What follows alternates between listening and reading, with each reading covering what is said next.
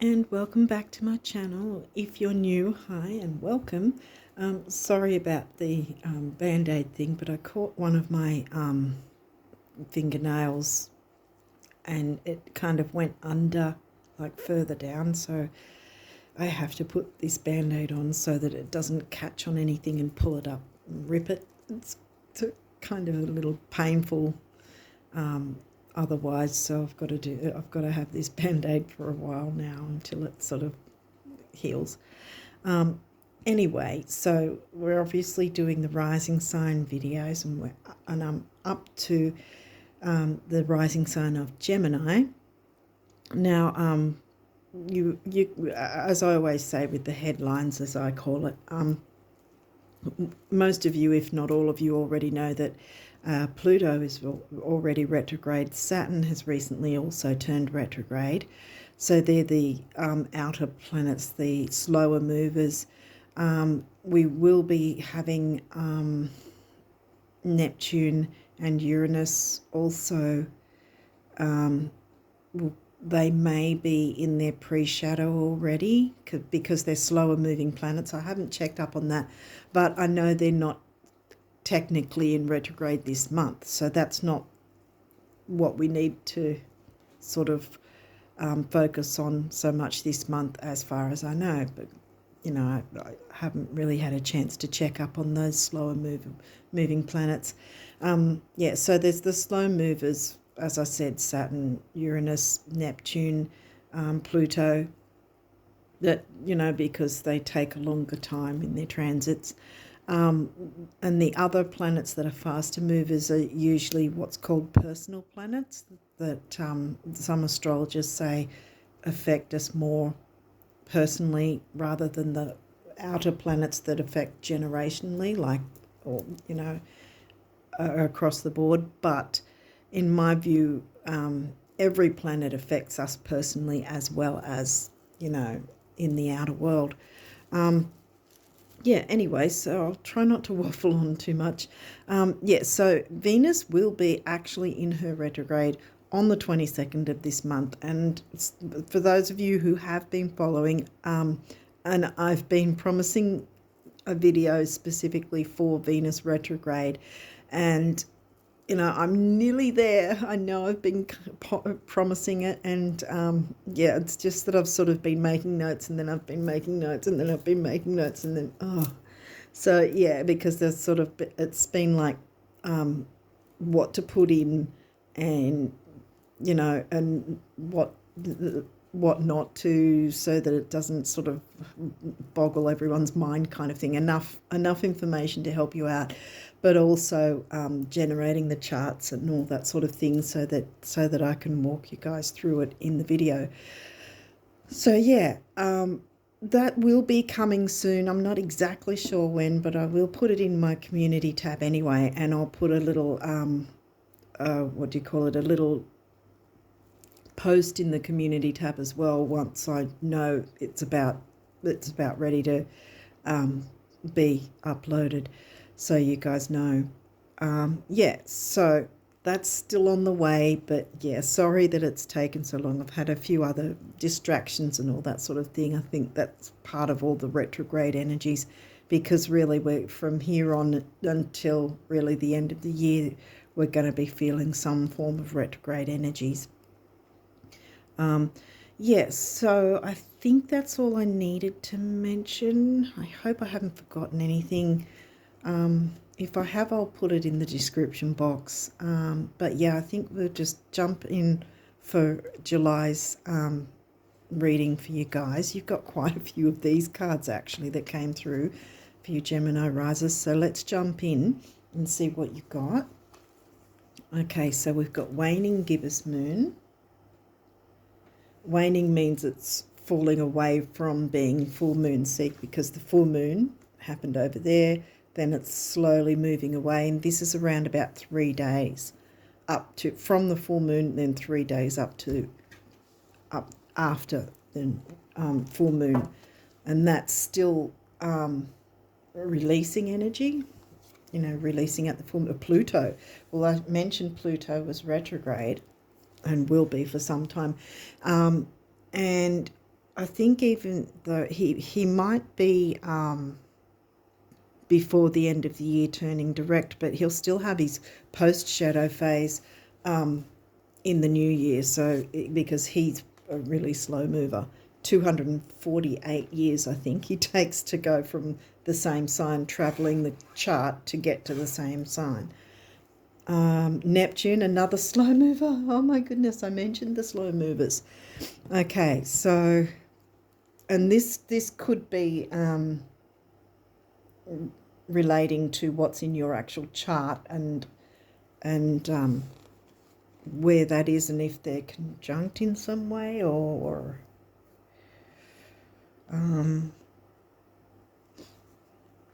oh, lunar eclipse. Now I know we've got a supermoon coming again pretty soon, and I think an eclipse sometime after might be happening too.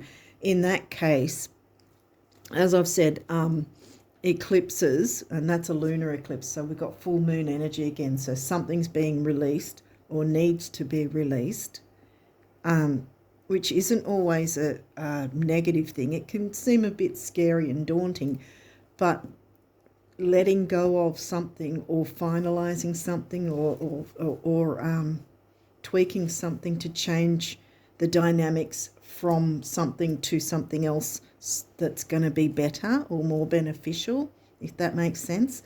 It's not always about negative and things that upset, but Pluto is very intense. That's the ruling planet of Scorpio, an 8th house.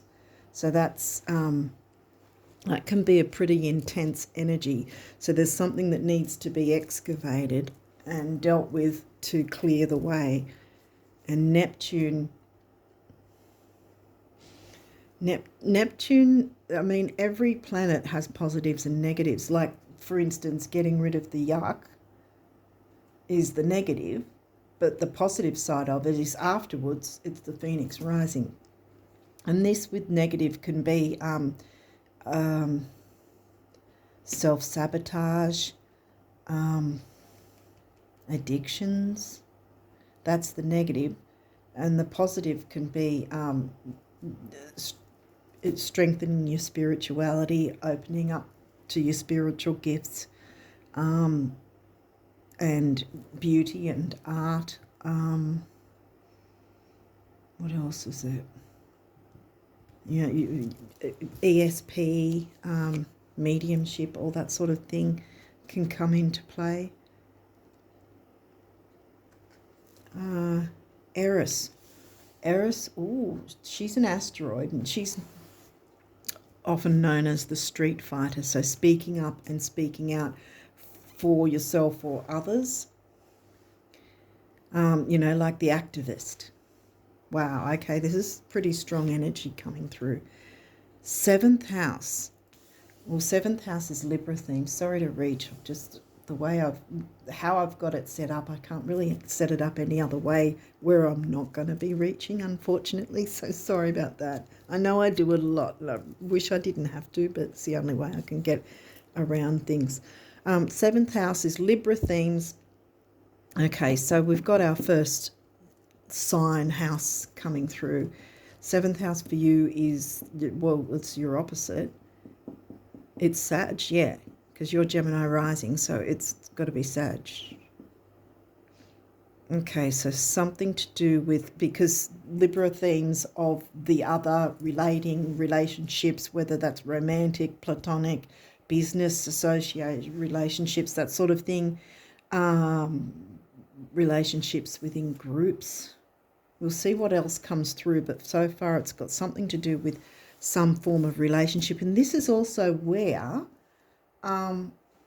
like I said before, there might be some sort of dynamic that is not working or is not good for one or both parties, whoever's involved, and maybe it's a dynamic that needs to change so that you can both move together in whatever way, transform into, like the Phoenix rising transformation that Pluto offers. What else have you got? Okay, Cancer.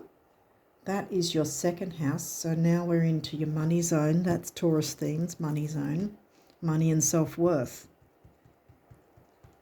Transformation, speaking up, letting go of anything negative. Okay, so waning crescent.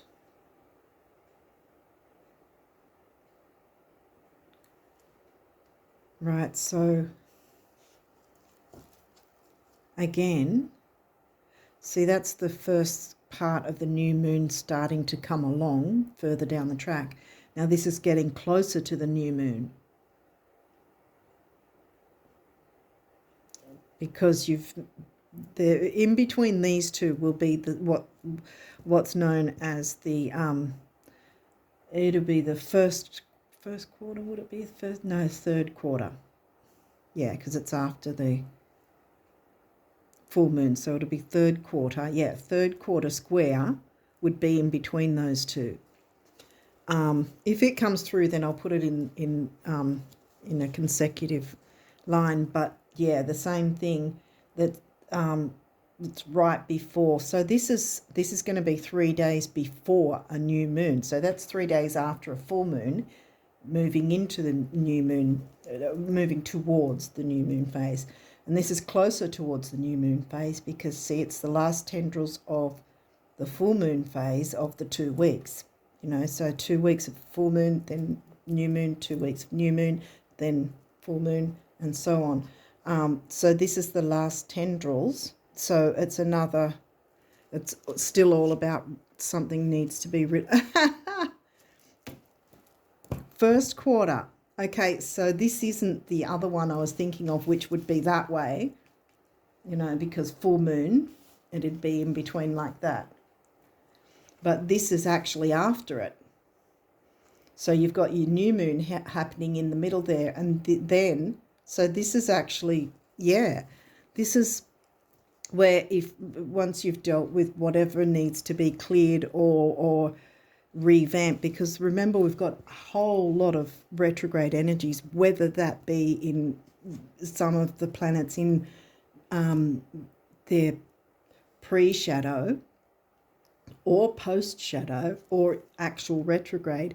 We've got a lot of retrograde energies telling us that we need to reevaluate things, have another look at things, what's working, what's not. Are you feeling supported? Are you speaking up for yourself? You know, you are Gemini. You're Gemini rising. You're usually expected to be good at communicating and not throwing shade. That's not what I'm meaning by this, but yeah, there's something asking you to speak up, whether that's for yourself or someone else or something else. And there might have been some foggy communication, because that's the thing as well, that Neptune can confuse and it can sometimes be difficult to get clear if you're getting the negative effects of Neptune. But there's the strong let go of whatever, because here's the thing. See, if we're not taking stock where we possibly can about you know, if there is something that deep down, if we're honest with ourselves, that we need to either change or adjust in some way or let go of completely, whether it's let go of completely, whether it's changing a dynamic, if we're honest with ourselves and we're taking the reins, so to speak, then it's going to be less painful, because with the lunar eclipse, that's the full moon eclipse, which means it's not only powerful eclipse energy in general, but it's the energy of letting things go. And if we're not doing it ourselves, when the eclipse gets stronger and comes into play, then it's just going to shunt us and pull the carpet from under us. and it's going to be a very unpleasant time. But what's happening here, like I said, you know how I turned it around before because I was thinking if it was going to come out that way with the other card being the third quarter, then it would be in between this one and that one, but it's not. So what this means is once you've dealt with the full moon energies or let go or had a bit of a reassessment of things in whatever way you possibly can, once you've done that, you can look forward to first quarter moon, which is just after the new moon, which is new moon energy, bringing in the good. So you've already dealt with that, the last parts of it. So you've got all that time to work. And the new moon, I think, is around, I forgot to check. I always do this. I forgot to check exactly when it is, but I think it might be somewhere between the 16th and 18th Australian time of July. So once the new moon hits, this is also reiterating that you can then move into the new moon energy and bring in the new, because once you've dug out and excavated whatever wasn't working or whatever was sabotaging, that might be what it is. It might be something, some situation that was sabotaging you or others, or you know, you and others, and you have the chance to reassess that with someone else. Perhaps you're Gemini, you're communicating. We've got Cancer, the home and family sign, something to do with perhaps money. So there's something to do with the other and money and self-worth. And you can have the chance to try and work out the best possible situation to clear any negative dynamics, to make way for the good and the new, and then you can work on what you want to bring in new, because this first quarter reminds us, are we still committed to our goals, ideals, dreams, wishes, all that sort of thing. So that's good energy, see? So you're first dealing with all the and if you've done that, then once this guy turns up, you know, the stronger he gets, like with the pre-shadow, because it's the same thing with essentially. You've got the eclipse, but either side of the eclipse is up to 3 months at least, sometimes more than 3 to 6 months, but at least 3 months either side of an eclipse, whether it's new or full moon eclipse, and you've got the full moon one there. You do not want to be hit with him, if that makes sense. So you're going to have to, I don't know what to say, to not make it sound like I'm telling you what to do. But yeah, I would suggest looking into, trying to sort of be open to looking into any dynamic and sort of thinking, oh, it might be this, it's not really working very well. It might not be anything heavy duty, it might, because we do have Pluto, and there is something about speaking up, and communication in general has got something to do with it. So yeah, I think this is asking you to speak up with someone or for someone. And it might have something to do with finances. But yeah, so if you can do all you can and just sort of maybe stop and sort of assess pretty much anything to do with other people and perhaps money or self-worth or stability in some way. If there's something that feels a bit foggy or seems a bit foggy and seems like it could need change, I guess, or even if it's just something that needs a bit of tweaking, it might make all the difference, so that when this guy comes around, it's going to be like, if the eclipse could talk, he'd be like, oh, I don't need to do anything with you, I can move on to the next person, sort of thing, because that's essentially what it's like. Because if if the eclipses always hit everyone, we'd all be fearing it all the time, you know. And that's why some people won't be affected by every eclipse, you know, or some people will be affected by one and not another. You know, so, but here it's reminding you in that case to not get affected by it, whatever strength it might be, by doing the work ahead of time, looking into things and seeing any dynamics that perhaps aren't healthy or aren't working in anyone's favour, or your favour particularly. But yeah, it's got something to do with other people and home, family, security, money. Yeah. Okay, I think I've sort of milked that one for all it was worth. Let's keep going. The 11th house. Okay, did I mention something about Aquarius before? Community? Maybe not. Well, this is what the 11th house it covers, no matter what sign it's in. This says, where the cosmos grants wishes, luck, friends, and social occasions. 11th house for you, I think it is, yeah, Aries. Aries is in your 11th house.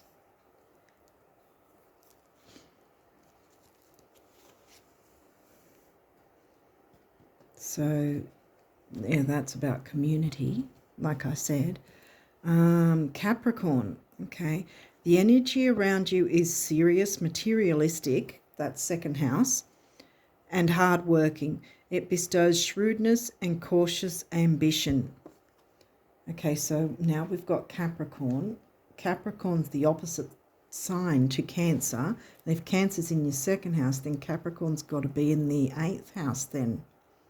Scorpio themes covered by the sign of Capricorn for you.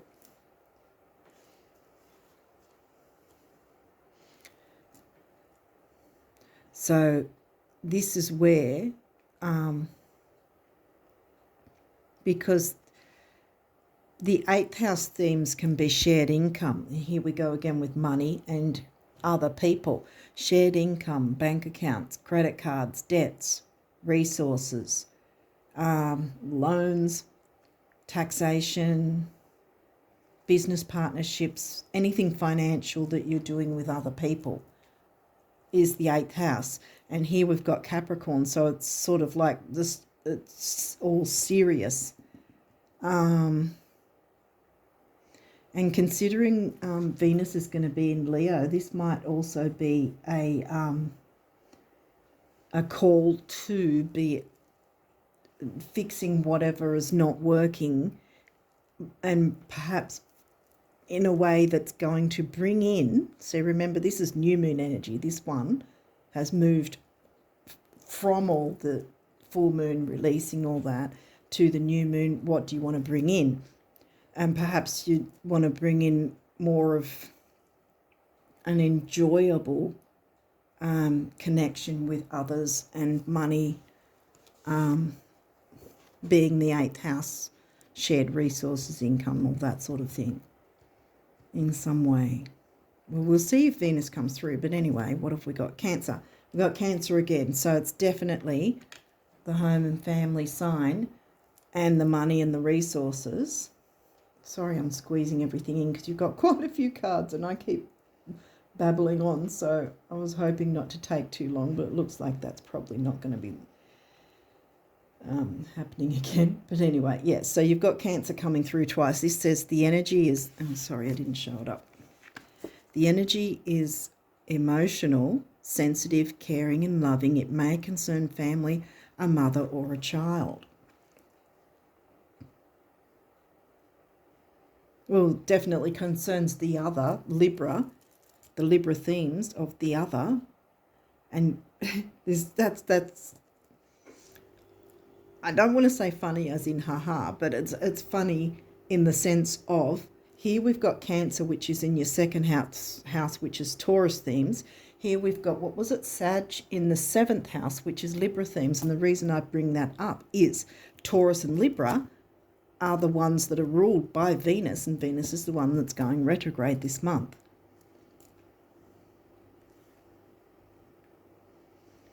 And so you're kind of getting hit with both sides, the relationship with money and others, and sort of balancing that in a way that's going to bring perhaps stability and happiness in some way, where everyone can feel comfortable, speak up, speak out. If something's not working, let's work out a plan of action, or a way that things can be a bit easier maybe, or something like that. Perhaps you might be coming at it from that angle. As long as you do what you can to go, okay, what is it that in that sort of tone that might need to be looked at a bit closer, that I can communicate with the other, whoever else is involved, where we can work out a plan that's going to make us all happy and more balanced, so that this isn't going to hit you. That's pretty much all I can say, because the reason I say that is because I've had a couple of hits from lunar eclipses, and they are not pleasant, not at all. Oh, yeah, fourth house. See, fourth house again, we've got roots, home and family. That's Cancerian themes. Again, but it's not obviously in Cancer for you, because that's your second house. So fourth is Virgo, isn't it? I think your fourth house is Virgo. And Capricorn and Virgo are the detail-oriented, where everything's all serious. Yeah, maybe... I wonder if maybe, like I was touching on earlier, that it might be time to lighten up a bit and not be so strict, perhaps, with the financial side of things, maybe. I mean, we all have to be responsible and pay our bills and so forth. That's not what I'm saying to sort of. I'm not saying uproot everything and just throw caution to the wind. Obviously, maybe you guys can work out some sort of budgeting plan that's going to have everybody happy to stick to. You know what I mean? Something that's actually reasonable and easy to stick to, where you can cover all the bills and whatever that's needed, but everyone can stick to the plan and still have some enjoyment, so that it's not all serious and strict. I wonder if that's that. It's just an example anyway. It might not be that for everyone. Third house. Well, that's Gemini things. Your Gemini rising. Perception. Yeah. How are you perceiving the shared resources? How are you perceiving that dynamic of sharing resources with others? Third house is, where is third house again? Third house is in Leo for you. Yeah, Leo, because Cancer's second year, third house is Leo for you. So, yeah. See, because there's your communication themes, because obviously Gemini rising, so it's Gemini themes covered by Leo. So the connection there is for bringing the joy in, communicating in a more happy, joyful, peaceful way, where everyone can be happy, they're happy. And, you know, that might be the answer, or something like that. What else have we got? We got Venus, here we go. Love, yeah. And like I said, I was wondering if Venus would come through, considering we had Libra by default as the seventh house, and then we had again by default Taurus being the second house themes ruled by Cancer, and obviously that's Sag ruled, but the themes of the house are covered by Venus. So yeah, I think it's also because this is saying luck, so there can be a measure of luck as well, you know. Well, it's going to be lucky anyway, if you think about it. By clearing out whatever it is, you're going to be lucky, because no one's going to be hit with this guy, you know. A new moon eclipse can still be somewhat jarring, but usually is the better energy because it's bringing in the new. Whereas a full moon eclipse is out with the old. If you're not going to do it, I'm going to do it for you. That's exactly the energy it is. So this is where it's like, okay, do the work now ahead of time so that it's not lingering around, so that the eclipse energy goes, oh, well, you've done nothing about it, so I'll just take it and pull the wool, pull the wool from your eyes, pull the carpet from under you. It's very, very unpleasant. Sag is your 7th house, the Voyager. Yeah. So go on a voyage, I guess, into, okay, what in these themes might be coming up that might need a bit of a tweak, and then you won't have to deal with that later on. Because there's some pretty strong energies there, and Eros is wanting you to speak up and speak out and communicate with the other so that it demystifies things, clears out the way, and so the lunar eclipse is happy, and if it could talk, it would be going, oh, well, you've already done the work, okay, off I go to someone else who hasn't done the work, someone somewhere else in the world. Okay, so these cards, if you haven't seen these before, some of them might be reversed, maybe none of them will be, but if there is, we'll walk through that. So what have we got here? We've got a reversal straight away. Okay, Taurus, cultivate. Well, like I said, Taurus themes of money and self-worth. And perhaps, again, the same sort of thing. To me, it's saying this needs to happen. How do I put it? Yeah, so something's topsy-turvy, perhaps, and you need to sort of balance it out and cultivate together, because it perhaps hasn't been happening up to now. Might just simply be a case of being of a viewpoint, like as in you or someone else being more open to shared resources, making it an actual, therefore making it easier for both parties to cultivate whatever you need to. Okay. There could be many ways to look at it, really. What's the next one? Leo. This says shine. That's, to me, saying you've probably been holding back.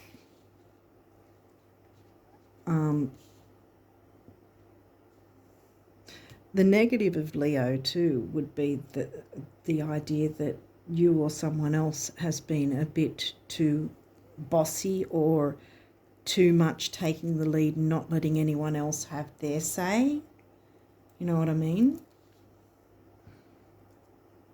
So that might be something to look into as well, that one of you might have been like that, and it needs to be communicated and talked about so that it can clear the air, excavate it out, get rid of it, clear it away, and then you're ready for your new moon energy that's reminding you what are you wanting to bring in, what's the new good energy you want to bring in, what do you want to commit to in that sense. Oh goodness, another reversal.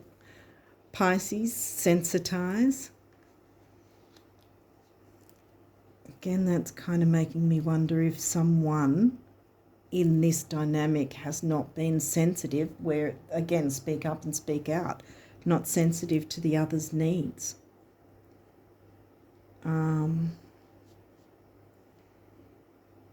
And if someone has been like that toward you, this is saying speak up about that, because you have just as much right as the other person.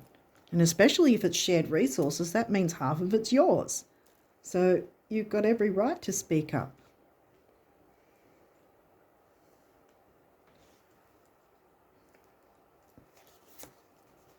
And have an equal part in the dynamic or whatever. Okay, oh, for goodness sake, another reversal. Sorry, guys. Ascendant entrance. Yeah. See, here again, see?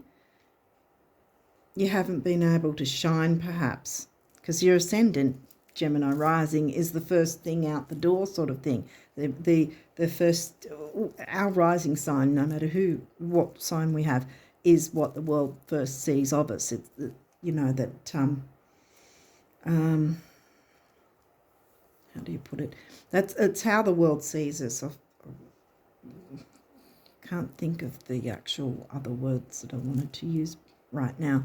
But yeah, because this, to me, it's sounding like you have, oh wow, I just got the Neptune, have you been giving your power away?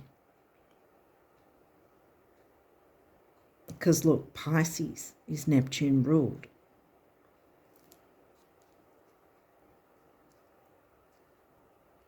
I mean, the other side of the dynamic has someone else been giving their power away?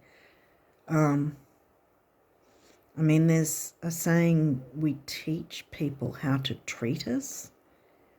And if someone's giving their power away, other people can sort of not really realise that's the case and just sort of continually go on as if everything's normal, when that other person is hurting and not speaking up. Whether that's you or someone else, either way, either speak up or, speak up if it's you, and if you see that it's a dynamic with someone else, then talk to them about that.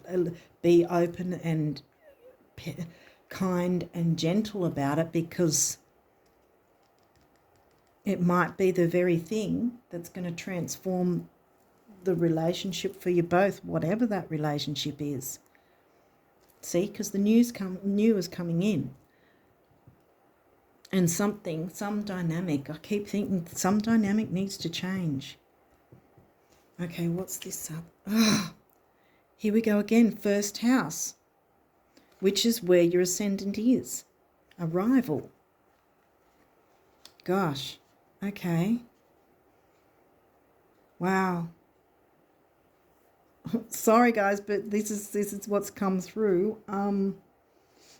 I think, because of course, first house is your ascendant, like I said, Gemini rising. They both are the same, these guys. Entrance, arrival, same thing. First house. Ascendant is always in the first house. If you don't know, ascendant or rising sign will always be far left, and then far right is your descendant, where that Sag 7th house. So first house, there could be some planets in there, or a planet. But it's definitely always where a person's rising sign will be at the first house, always at the first house. Wow. I think you guys, I've got a feeling it might be you guys, but if it's someone else, be open to seeing that in someone else, and then sort of maybe gently talking through with them about that, so that it coaxes them out of that dynamic, out of that behaviour, without embarrassing them or without upsetting them or offending them in any way, so that it changes the negative dynamic.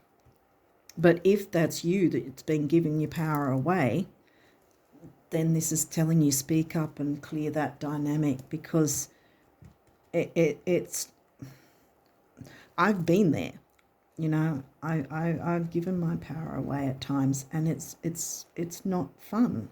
It's not a nice place to be.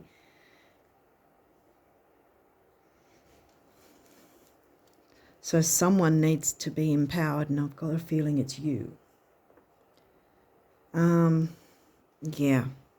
Okay, so let's continue and see what the numerology wants to tell you guys.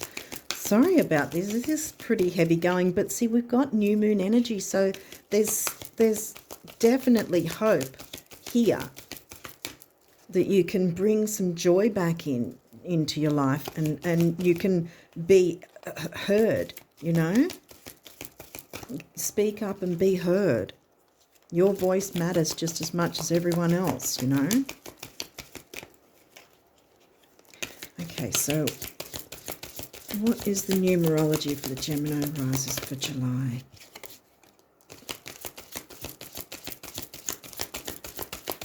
Okay, Gemini rising for July. Is there anything else I need to pick up on this?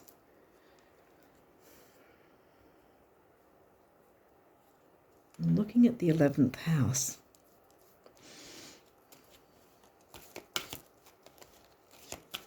Because that's community. Communication with community. Someone in your community.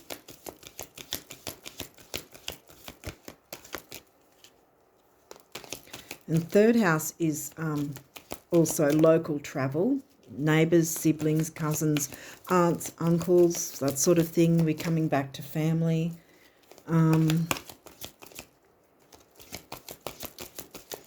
Technology, online communication again. The 11th house also, Aquarian energy, covers technology too. So it could be something about online communities as well. Are you being heard? Are you voicing your opinion? And Sag is your opposite sign, like I said, the descendant. And throughout our lives, we're needing to balance both our ascendant, rising sign, with our descendant, which happens to be Sag for you. So we're balancing first house ascendant with 7th house relationships, if that makes sense.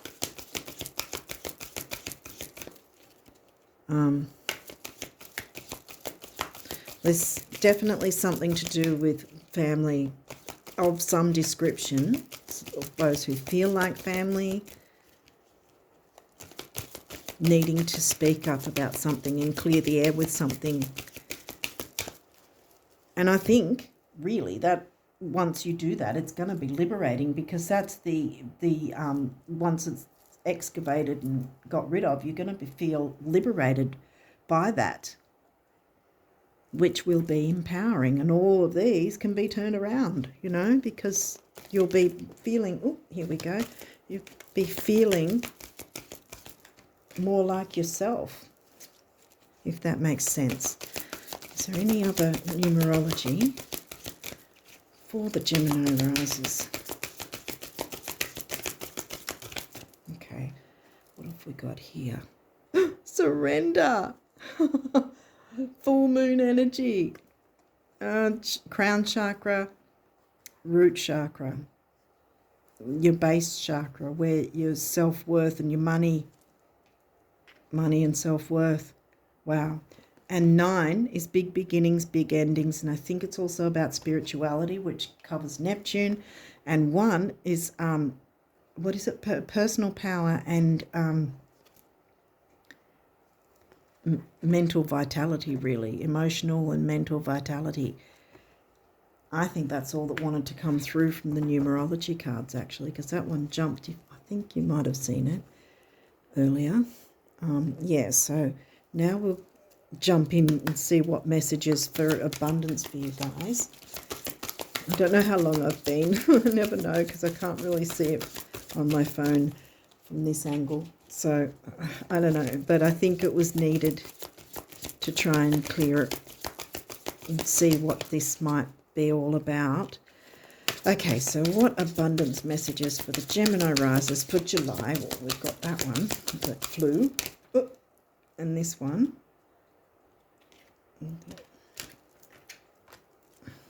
Okay, so is there any more abundance messages for the Gemini risers?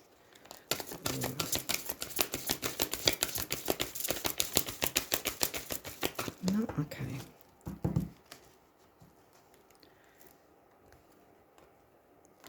I've got a feeling I need to take this one too. Okay.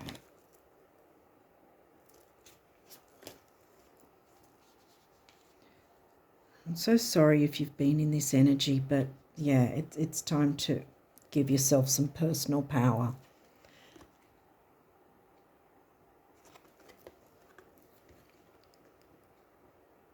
I don't know if you can see it. I don't know if it gets fuzzy or not, but I'll read it anyway.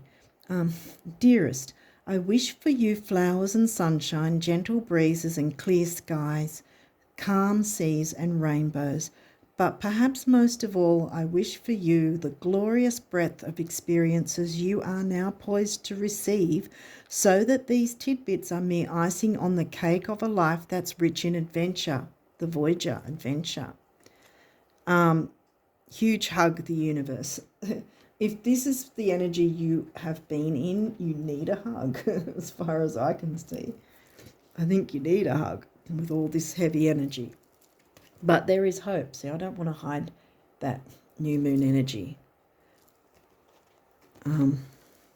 So next one is this one.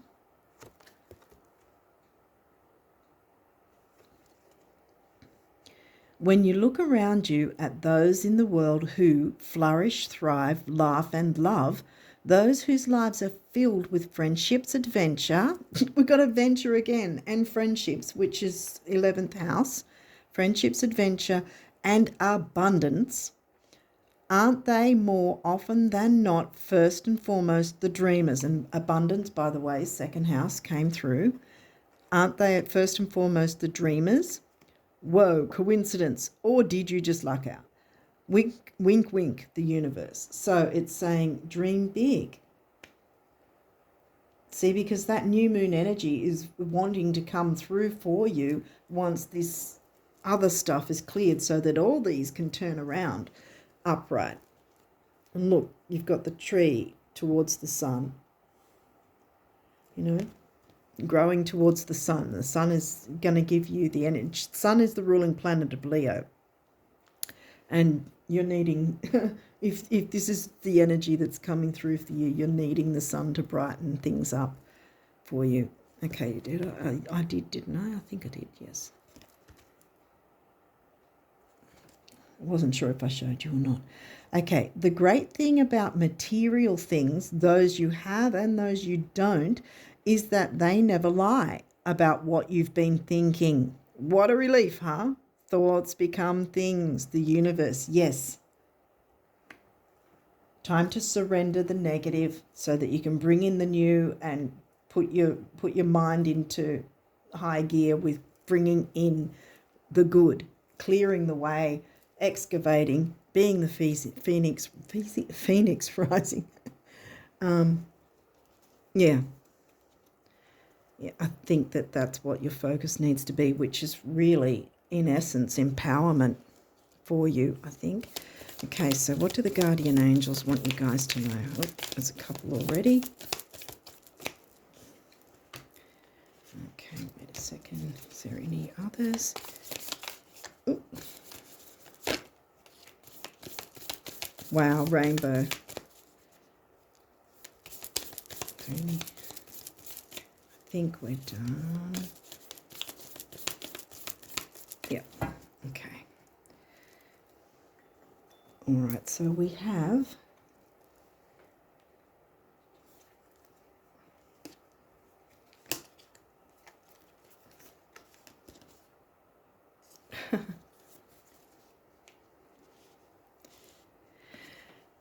Rainbow. You'll know why I had a bit of a laugh just then, because I've seen what cards are coming for you. I don't know if you can see it there or not, if it's fuzzy. I never can tell, sorry. You are a jewel, even though you may not see it. Even in the darkest times, you shine eternally bright. You are surrounded by an aura of love, and a pot of gold awaits beyond the horizon. All will clear soon. See what I was saying about the fuzziness of the clouds and the confusion that Neptune can bring? All will clear soon. The pot of gold awaits beyond the horizon. Trust and continue to follow your dreams. Exactly. Follow your dreams. You are eternally blessed, and you will be. If you're not feeling it, you will feel it soon. You are blessed, and you will feel it soon if you're not feeling it now. Blessings. Love, light, blessings. Through this card, you are being showered with angelic light. Accept the blessings about to come your way and know that you deserve to be and have all your heart desires. You are being lovingly guided along a golden path, a magical journey through which you shall discover your true essence, the infinite and eternal you. Congratulations. See what's coming for you?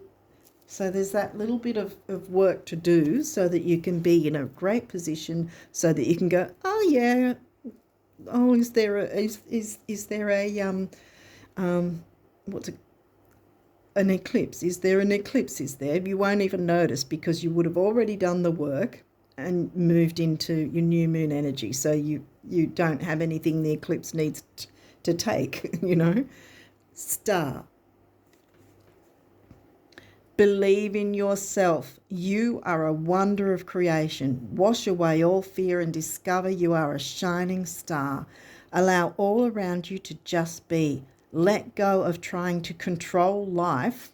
You know, the Capricorn, 8th house. Let go of trying to control life. For the light of your soul will guide you always towards love. Remember, stars are born through explosions of love. Love illuminates all things. Never forget, you are truly a shining star. You are truly a shining star, yes. So I know it was a bit heavy going there, and you've got a bit of work ahead of you perhaps, but you've got so much to look forward to. Thoughts become things.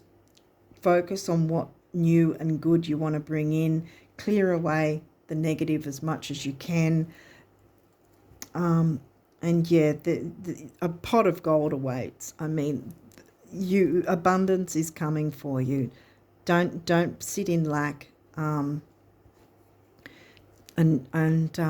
look forward to the blessings so that you can then turn those around because you would have done the work and they'll all be upright for you. And yay, yes. So there is good energy. Everything can work out really well. Just a little bit of work at the start. I think I'm going over and over and over this.